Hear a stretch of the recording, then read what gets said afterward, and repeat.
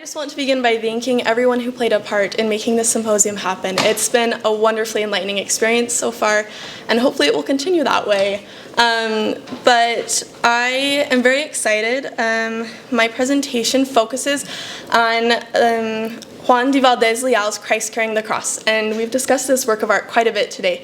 But I will be talking specifically about burdens of the body and burdens of the heart.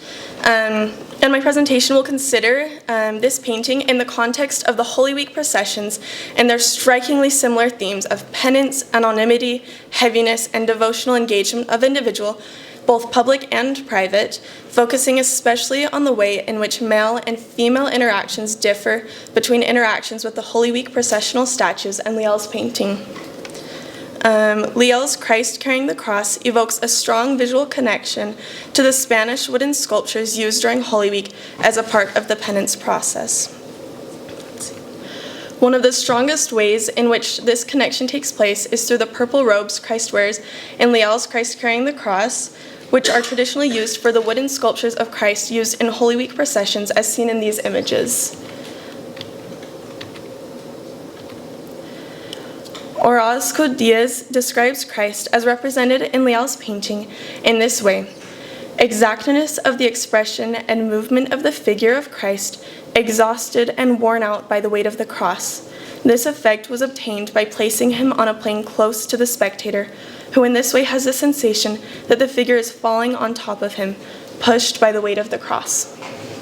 As such begins the question of if we are to participate with this work of art as a virtual devotional image, imaginatively carrying Christ through the painting as done in the pasos, also known as floats, during Holy Week in Spain. Traditionally, brotherhoods from Spain carry heavy floats, also known as pasos, displaying wooden statues of Christ at the different stations of the cross during Holy Week. And I would like to share this video in order to give a better understanding as to how the pasos are carried. Do you need sound? Yes, that would be very helpful, actually. You're gonna have to, may have to X out because it's the desktop where it's disabled. Yep, done.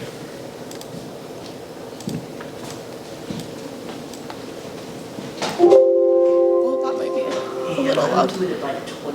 That, I think, would be better. Okay, thank you.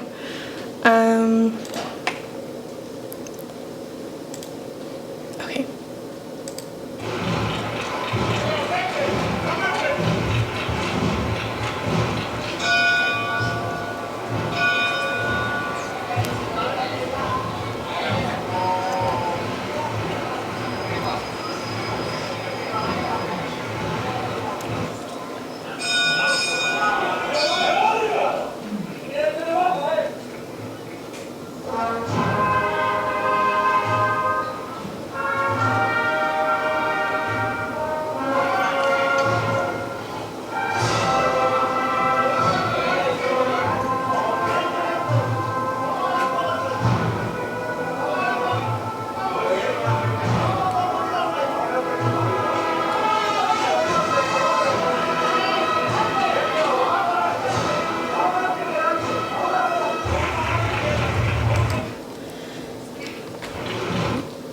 These pasos are incredibly heavy, weighing between 2 to 4 tons, and this carrying of the pasos creates a burden as part of a penitential process. These brotherhood members suffer under the weight of the heavy pasos as Christ suffered under the weight of the cross. Many faithful members of participating brotherhoods would dress in clothing made to conceal their identities in this time of repentance, in which they carried the pasos representing the stations of the cross along a processional path. And these images show clothing that would often be worn and is often worn by members of the Brotherhood during Holy Week processions.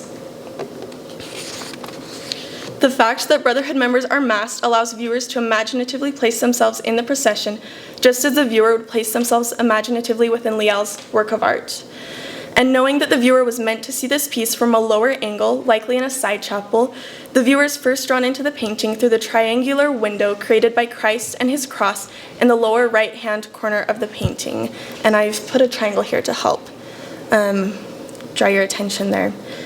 This window forces the viewer to face the two thieves who are on their own processional path to to their crucifixion alongside Jesus Christ. In relation to the tradition of Holy Week Passos, Leal's Christ carrying the cross becomes a non-functional, substitute processional work of art, as it evokes the statues that would have been displayed in Passos during the Holy Week processions, which take place in the streets of Spain.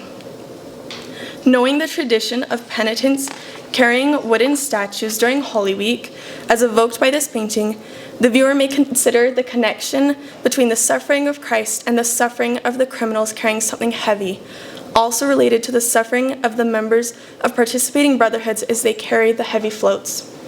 In the Old Testament, discussions of grief and sorrow being associated with burdens take place.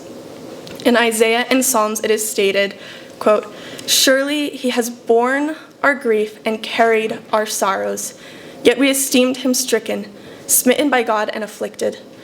But he was wounded for our transgressions, he was bruised for our iniquities. Upon him was the chastisement that made us whole, and with his stripes we are healed." And it continues, "Lord, your hand has pressed down upon me. I am utterly bowed down and prostrate. All the days I go about mourning. My friends and companions stand aloof from my plague, and my kinsmen stand afar off, for I am ready to fall."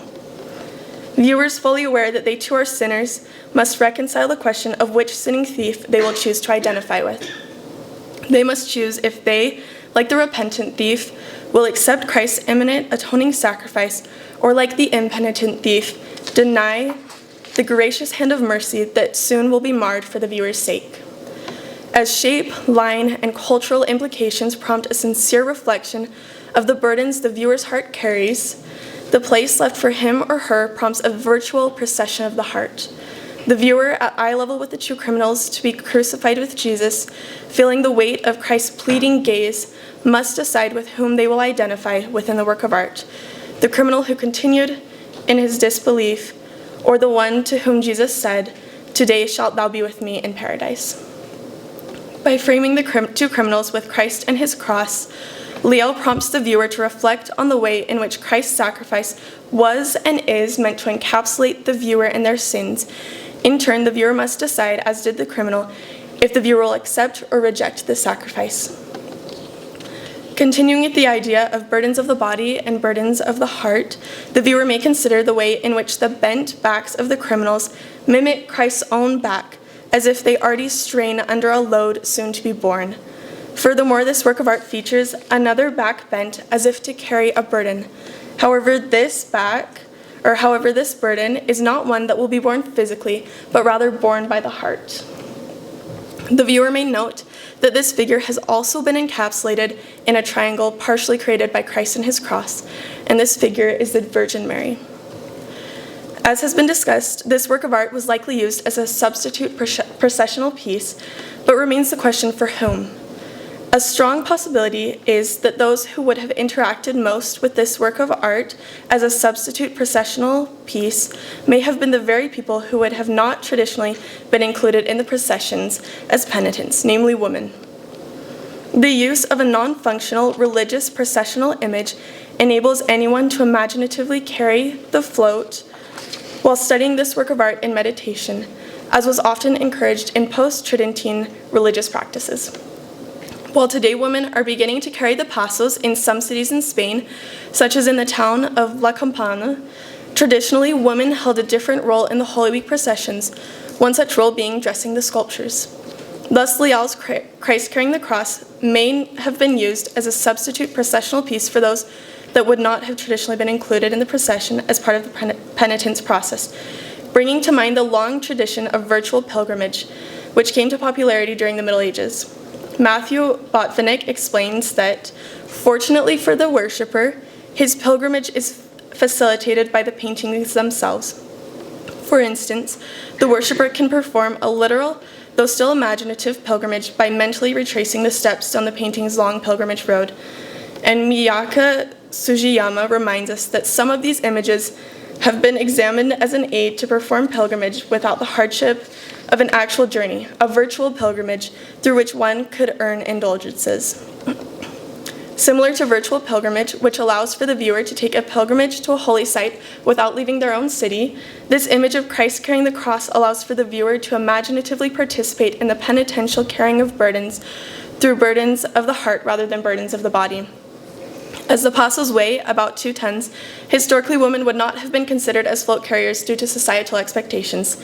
As viewers participate in a type of virtual participation through this work of art, they bear a burden of the heart, which is manifested by tears rather than by the blood, which is manifested with burdens of the body. The way in which a female viewer may interact with this work of art is demonstrated by Mary, who is depicted here overcome with tears, her back bent, mimicking the burden on Christ's body, which has been made manifest by blood rather than tears. Meanwhile, John gestures to her as if to demonstrate to the viewer the way in which she bears this heavy burden of the heart. Additionally, Mary mimics Christ in that she is turned towards the viewer, as is he, drawing the viewer into the painting, while all other figures turn away from the viewer in some way. Burdened in this way, as demonstrated by Mary, any viewer may take part in this procession of penitence. As such, anyone, including women, were given the opportunity to imaginatively carry the burden of the passos through the use of this non-functional religious processional image through the study of this work of art in deep meditation as encouraged in post-Tridentine religious practices. Thank you.